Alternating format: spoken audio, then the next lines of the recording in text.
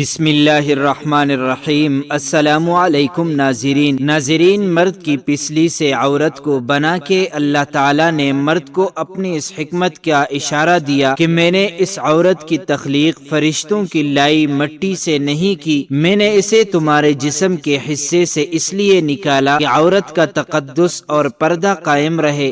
فرشتوں کو بھی خبر نہ ہونے پائی کہ زمین کی لائی ہوئی کس مٹی سے عورت کی تخلیق ہوئی، یعنی عورت کے تقدس کے حد تو دیکھیے کہ فرشتوں سے بھی اس کی بناوٹ کا پردہ لازمی قرار دیا گیا، اور پہلی عورت اس مرد کی پسلی سے نکلی جس کی وہ منکوحہ کہلائی۔ اب بات آتی ہے پسلی کی کہ عورت پسلی سے ہی کیوں نکلی؟ کیا ٹیڑھا پن وہیں سے ملا؟ نہیں، یہاں بھی حکمت سے خالی بات نہیں ہے۔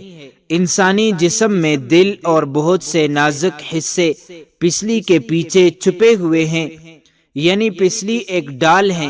ان نازک حصے کے لیے تو اللہ پاک نے عورت کو پسلی سے نکال کے یہ نہیں بتایا کہ عورت میں ٹیڑھا پن ہے، بلکہ اس عورت کو پسلی سے تخلیق کر کے یہ بات سمجھا دی کہ عورت وقت پڑنے پہ ڈال بھی بن سکتی ہے۔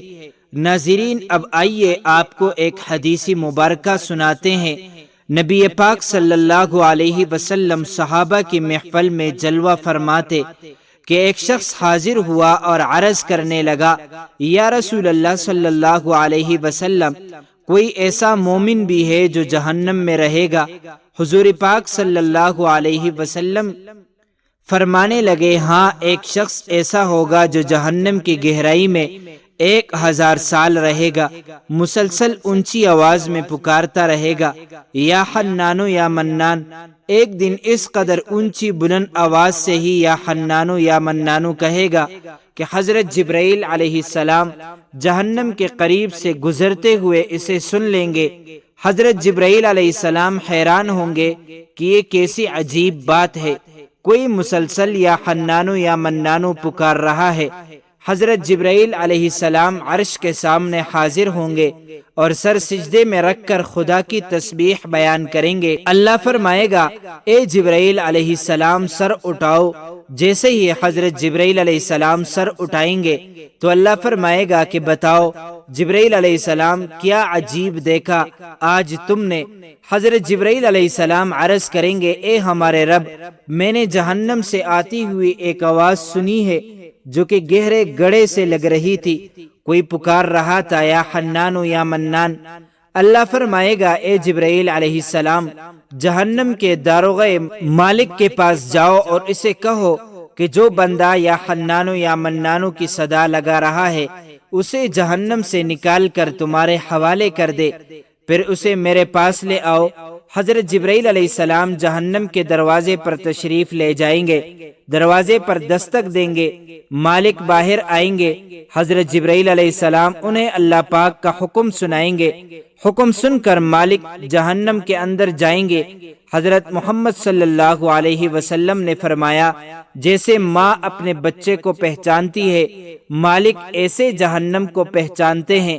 اس کے باوجود آپ یا حنانو یا منانو کہنے والے شخص کو تلاش نہیں کر پائیں گے۔ باہر تشریف لائیں گے، حضرت جبرائیل علیہ السلام سے عرض کریں گے، اے جبرائیل، جہنم نے گہرا سانس لیا ہے، اس لیے کون سی چیز پتھر ہے، کون سی چیز لوہا ہے اور کون انسان ہے، اس کی پہچان نہیں ہو رہی۔ حضرت جبرائیل علیہ السلام پھر اللہ کی بارگاہ میں سجدہ کریں گے۔ اللہ پاک ارشاد فرمائے گا، اے جبرائیل علیہ السلام سر اٹھاؤ، تم یا حنانو یا منانو کہنے والے کو کیوں نہیں لائے؟ جبرائیل علیہ السلام عرض کریں گے، مولا، داروغہ جہنم مالک نے بھی معذرت کر لی ہے، کہتے ہیں جہنم نے گہری سانس لی ہے، اس وجہ سے پتھر، لوہے اور انسان کے درمیان کوئی فرق نہیں بچا ہے، تو یہ سب جل کر کوئلہ بن چکے ہیں، کسی چیز کی پہچان نہیں ہو پا رہی۔ اللہ فرمائے گا، جبرائیل، مالک سے کہو میرا بندہ جہنم کے فلاں گڑھے میں فلاں کونے میں اس حالت میں پڑا ہے۔ حضرت جبرائیل علیہ السلام جہنم کے دروازے پر جائیں گے اور حضرت مالک کو یا حنانو یا منانو پکارنے والے کا پتہ بتائیں گے۔ حضرت مالک جہنم کے اندر جائیں گے اور دیکھیں گے ایک شخص ہے، اس کے پاؤں اس کی پیشانی کے ساتھ، اس کے ہاتھ گردن کے ساتھ بندھے ہوئے ہیں اور جہنم کے سام بچھو اس کے ساتھ لپٹے ہوئے ہیں۔ حضرت مالک اس کی زنجیریں توڑ دیں گے، جہنم سے نکال کر حضرت جبرائیل علیہ السلام کے حوالے کر دیں گے۔ حضرت جبرائیل علیہ السلام اسے عرش الہی کے سامنے لے کر حاضر ہوں گے، سر سجدے میں رکھیں گے۔ اللہ پاک فرمائے گا جبرائیل علیہ السلام سر اٹھاؤ۔ جبرائیل علیہ السلام سر اٹھائیں گے۔ اب اللہ پاک اس بندے سے فرمائے گا، اے بندے، کیا میں نے تیری بہترین تخلیق نہیں کی تھی؟ کیا میں نے تیری طرف رسول نہیں بھیجے تھے؟ کیا میرے رسولوں نے تمہیں میری کتاب نہیں سنائی تھی؟ کیا میرے رسول نے تمہیں نیکی کا حکم نہیں دیا تھا؟ کیا تجھے برائی سے منع نہیں کیا تھا؟ وہ بندہ ساری باتوں کو مانے گا، اقرار کرے گا، یا اللہ تو نے میری بہت اعلیٰ تخلیق فرمائی، تیرے رسول بھی تشریف لائے، انہوں نے تیرے احکام بھی سنائے۔ اللہ پاک فرمائے گا فلاں فلاں گناہ کیوں کیا؟ عرض کرے گا یا اللہ میں نے اپنی جان پر ظلم کیا جس کی سزا میں مجھے جہنم میں ڈال دیا گیا۔ اے اللہ اس کے باوجود میری امید نہیں ٹوٹی، مجھے تیری رحمت سے امید تھی، میں یا حنانو یا منانو پکارتا رہا۔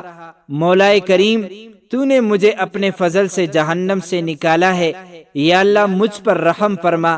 اللہ پاک فرمائے گا اے فرشتوں گواہ ہو جاؤ، میں نے اس پر رحم کیا اور اسے معاف کیا۔ ناظرین آئیے اپنا اپنا محاسبہ کرتے ہیں، کیا ہم میں کوئی ایسا ہے جو کہہ سکے کہ میں اپنے ایمان کا حساب کر سکتا ہوں؟ اپنے اپنے گریبانوں میں نظر ڈالیں، کوئی ایسی خوبی جس پر ہمیں یقین ہو کہ ہمیں دوزخ میں نہیں ڈالا جائے گا۔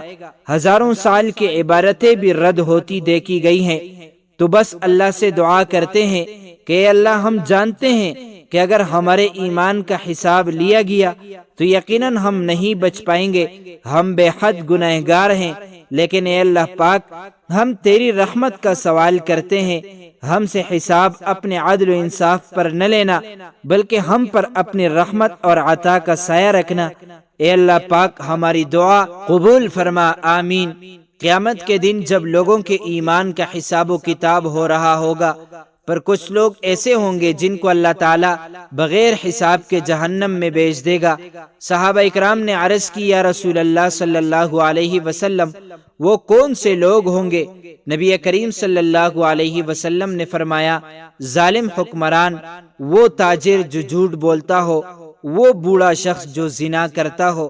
نبی اکرم صلی اللہ علیہ وسلم نے فرمایا جس شخص میں یہ 3 عادات پائی جائیں وہ جاہل ہیں، جو سننے سے پہلے ہی جواب دینا شروع کر دیتا ہے۔ نمبر 2 بات کو سمجھنے سے پہلے ہی جھگڑا شروع کر دیتا ہے۔ نمبر 3 علم رکھنے کے باوجود فیصلے شروع کر دیتا ہے۔ اللہ پاک ہم سب کو نیک عمل کرنے کی توفیق عطا فرما، آمین۔ معزز ناظرین، امید کرتا ہوں آپ کو یہ ویڈیو اچھی لگی ہوگی۔ مزید معلومات کے لیے ہمارے چینل کو سبسکرائب کیجیے۔ اگر زندگی کے لمحات مزید باقی رہے تو آپ کے لیے ایک اور بہترین ویڈیو لے کر حاضر ہوں گا۔ تب تک کے لیے اللہ حافظ۔